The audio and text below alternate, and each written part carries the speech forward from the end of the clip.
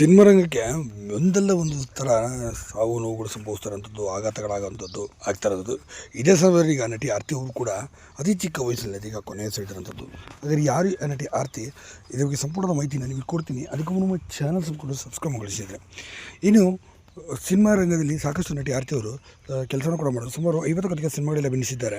ಆದರೆ ಕನ್ನಡದಲ್ಲಿ 10ಕ್ಕೂ ಅಧಿಕ ಸಿನಿಮಾಗಳಲ್ಲಿ ಕೂಡ ಇವರು ಅಭಿನಯ ಮಾಡೋದು ವಿಶೇಷ.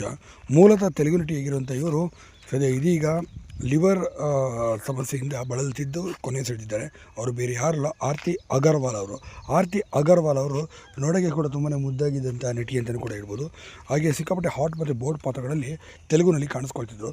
ಸುಮಾರು ಸಿನಿಮಾಗಳಿಗೆ ನಾಯಕಿಯಾಗಿ ಬೋಲ್ಡ್ ಪಾತ್ರಗಳಲ್ಲೇ ಅಭಿನಯ ಕೂಡ ಮಾಡ್ತಿದ್ರು. ಯಾವುದೂ ಕೂಡ ಹಂಚ್ಕೊತಿರ್ಲಿಲ್ಲ. ಈಗ 38ನೇ ವಯಸ್ಸಿನಲ್ಲೇ ಲಿವರ್ ಸಮಸ್ಯೆಯಿಂದ ಬಳಲ್ತಿದ್ದು, ಸತತ 2 ವರ್ಷಗಳನ್ನು ಕೂಡ ಅವರು ಬಳಲ್ತಿದ್ರು ಅಂತ ಹೇಳಲಾಗುತ್ತೆ. ಆಸ್ಪತ್ರೆಯಲ್ಲಿ ಹೆಚ್ಚಿನ ಚಿಕಿತ್ಸೆಯನ್ನು ಕೂಡ ಪಡೆಯುತ್ತಿರುವಂಥ ಸಂದರ್ಭ ಈ ಹಿನ್ನೆಲೆ ಇದೀಗ ಕೊನೆಯ ಸೆಳೆದಿದ್ದಾರೆ. ಮುಂಜಾನೆ 4 ಗಂಟೆ ಸುಮಾರಿನಲ್ಲೇನೋ ಮಾಹಿತಿ ಬರ್ತಿರೋಂಥದ್ದು. ಇದರಿಂದ ತೆಲುಗು ಚಿತ್ರರಂಗನೂ ಕೂಡ